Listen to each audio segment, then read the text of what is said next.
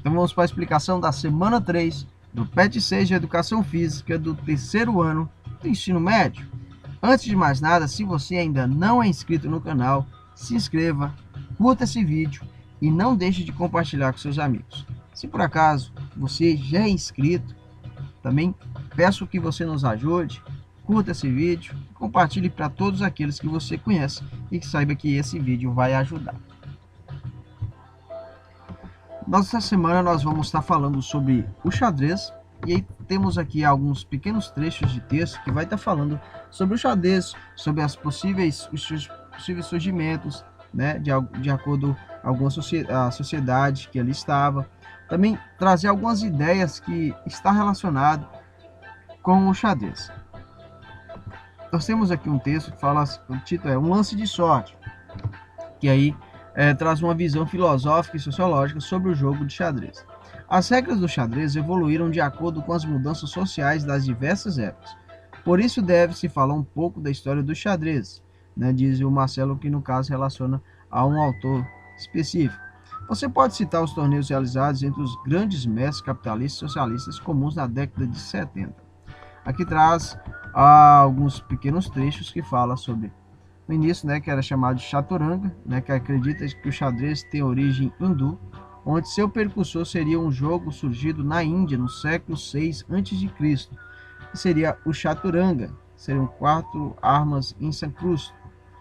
Ele era disputado por 4 pessoas, cada uma com 8 peças, o rei, o barco, o elefante, 4 soldados. Então traz algumas características desse jogo, né, que está comparado, né, com o xadrez que seria de hoje. Eu queria destacar para vocês, dentro desses pontos, 2 pontos aqui que está relacionado a, inclusive, faz parte do jogo, né, do xadrez, um ponto que faz parte do xadrez e também outra que é bastante polêmico, digamos assim, e mostra um pouco da história do xadrez. O primeiro ponto é quando fala sobre a questão do povo no poder, onde vai trazer que a peça que ganhou o poder foi o peão. Então, diante de algumas mudanças dentro do xadrez, o peão ele passou-se a ganhar poder, digamos assim, né, porque o peão é uma peça que na primeira jogada só pode andar 2 casas e posteriormente ele só pode andar 1 casa,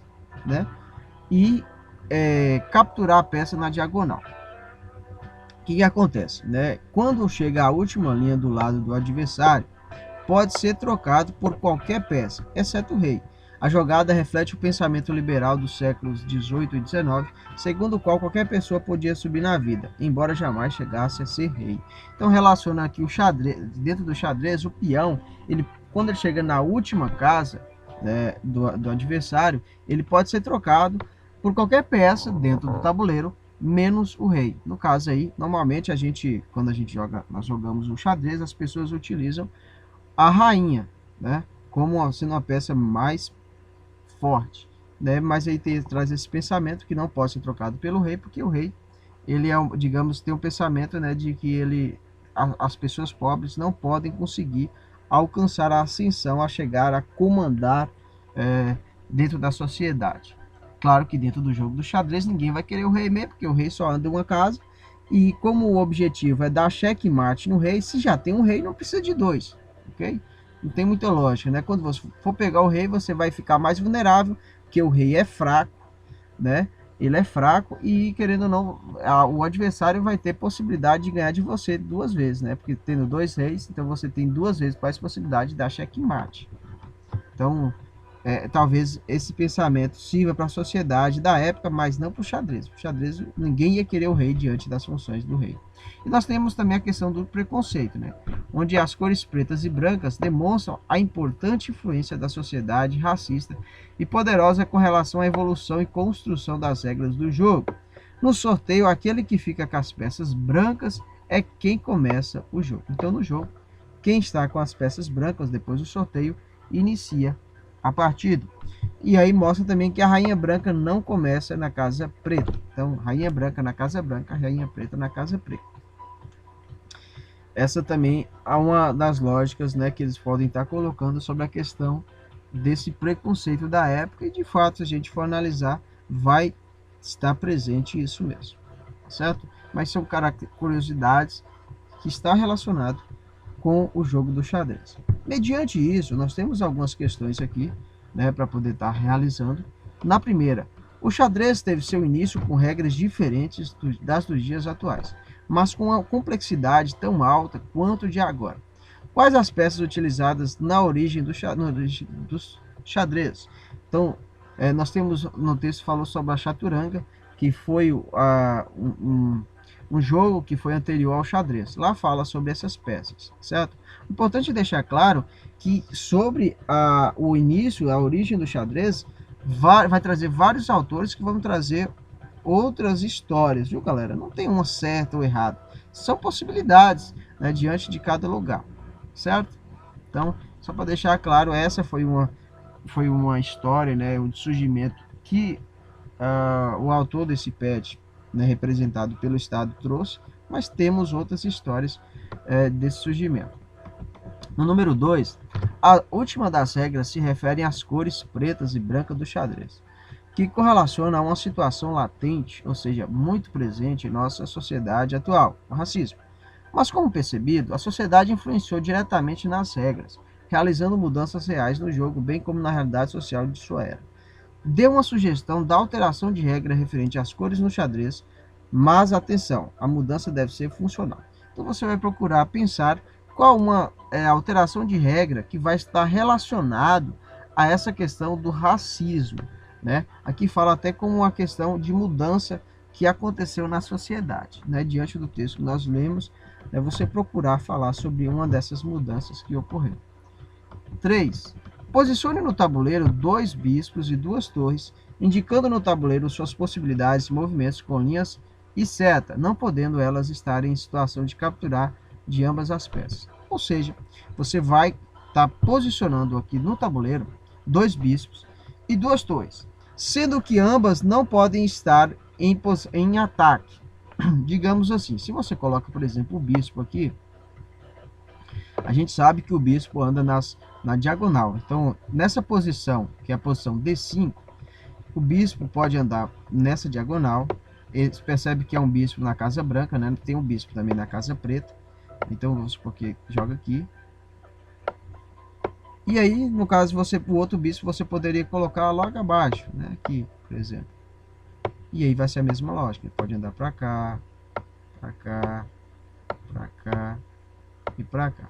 Só que o que acontece, galera? Aqui eu coloquei como exemplo, mas aqui no caso ficaria um pouco inviável você colocar esses bispos aqui, porque segundo a lógica da atividade, as torres que você colocar não pode estar no meio de ataque, né? A localização que você colocar essa torre, os bispos não podem estar atacando. Então, por exemplo, se você colocar os bispos bem no centro, que é um dos objetivos dentro do xadrez, é você procurar colocar a maior quantidade de peças sua do xadrez no meio do centro, porque você vai ter maior ataque, como a imagem já mostra, né, dos bispos.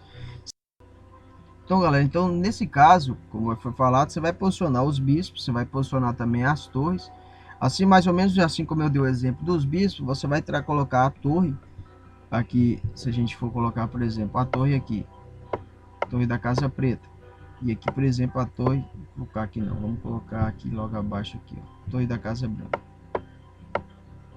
Vamos supor, a torre da casa branca estando nessa posição vai atacar para cá, para cá, para cá e para cá. E a torre da casa preta vai estar para cá, para cá, para cá, para cá e para cá. Então, diante dessa atividade, você vai procurar colocar o torre e bispo em posições que elas não vão estar se atacando. Então, por exemplo, você não pode colocar o bispo em nenhuma dessas localizações aqui que a torre está atacando.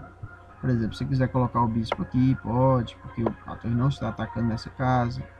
O outro bispo pode colocar aqui.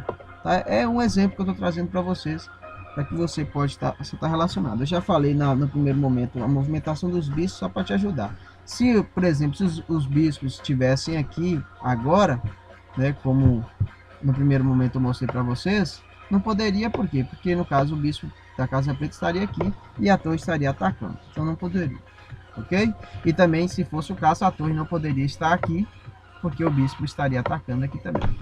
Essa lógica que você deve avaliar. Nós vamos dar sequência. No número 4 aqui vem falar que o xadrez é um jogo dinâmico e conhecido pelos estudantes como exercício teórico, mas a verdade é que seu conhecimento deve ser extremamente prático. Como isso acontece? Na verdade, galera, se a gente for analisar, claro, é importante de fato um jogo dinâmico, né? Se a gente for pensar um exercício teórico, porque você vai estar trabalhando com o seu raciocínio. Mas é importante também que você tenha um conhecimento dessa movimentação das peças. Por quê? Porque você vai observar a posição das suas peças e também das peças do seu adversário. E aí na hora da jogada, não basta apenas você ter a movimentação em sua cabeça, você tem que avaliar se de fato as peças estão dispostas para que o seu ataque aconteça, certo? Então é uma combinação de jogadas e você deve estar relacionando esse pensamento com a movimentação. Nesse patch temos 2 desafios que levarão suas habilidades no jogo. No caso que nós traz aqui o desafio das 7 rainhas, que é a rainha é uma peça de extrema importância no jogo, e o manuseio perfeito dela te fará um jogador acima da média. Posicione o tabuleiro abaixo a partir de uma primeira já posicionada no tabuleiro, mais 6 rainhas, sem que tenha possibilidade de capturar a outra. Então percebe que você aqui já tem a primeira rainha já foi colocada, né? Está aqui. Você vai estar posicionando agora mais 6 rainhas, da qual não vai poder capturar. Então, posicionamento. Vamos supor que você vai colocar outra rainha aqui, tá? Você vai colocar outra rainha aqui. Se a gente for analisar, ela não está sendo atacada pela rainha que aí está. Percebe que essa primeira rainha está na casa D5 e essa segunda rainha está na casa B2. Então, nessa posição aqui ela não é atacada. Você deve colocar as outras 5 rainhas em casas que não vão ser atacadas, não vão ser capturadas pelas demais. Ok? Então vamos lá para a próxima. Nosso desafio, que é o desafio do cavalo, né? Onde vai falar que o cavalo é essencial em qualquer estratégia de um bom jogador de xadrez. Nesse exercício elevaremos nossa habilidade, né, pensando essa peça. Você deve caminhar com o cavalo pelo tabuleiro seguindo as seguintes regras. Enumere de forma crescente cada casa que seu cavalo passar, dando sequência ao caminho já iniciado. Não poderá repetir uma casa já visitada pelo cavalo. Seu cavalo deve andar seguindo as regras de movimento da peça de xadrez, ou seja, andar em L. O desafio estará completo quando seu cavalo passar pelo máximo de casas que você conseguir, respeitando as regras, que é a questão de andar em L. Lembre-se que são 64 casas, então busque o seu limite. Bom jogo. Aqui no caso, você percebe que você vai dar sequência, por exemplo, o cavalo iniciou aqui na casa A8, e aí utilizando em L, ele veio aqui para a casa B6, tá? Posicionou aqui, e depois ele já fez a jogada, ele já andou mais 3 casas, fazendo o movimento de L. Se a gente for analisar aqui, esse aqui é um L. Na casa D5, depois ele movimentou para a casa E3, né? Então o que acontece? Você vai procurar movimentar o cavalo em L, né, para todas as casas que você conseguir, que você não passou. Por exemplo, essas casas que você já passou aqui, você não poderá mais movimentar. Aqui no caso a gente poderia, por exemplo, ela estando aqui, você poderia andar o cavalo de novo para cá, ó. Saiu daqui e foi para cá, por exemplo, né? Então você continuaria essa numeração, daqui você poderia ir para cá e assim sucessivamente. Você vai procurar fazer essa movimentação da forma como mostra, como mostrou inicialmente, e para poder verificar quantas casas, no máximo de casas que você consegue movimentar o seu cavalo sem haver repetições, ok? Nós temos esses 2 exercícios para finalizar. Espero que você tenha gostado dessa videoaula. Se você ainda ficou com alguma dúvida em torno desses exercícios, pode deixar nos comentários, certo? Mais uma vez peço que, se você não é inscrito no canal, se inscreva, curta esse vídeo e compartilhe com seus amigos. Um forte abraço e até a próxima!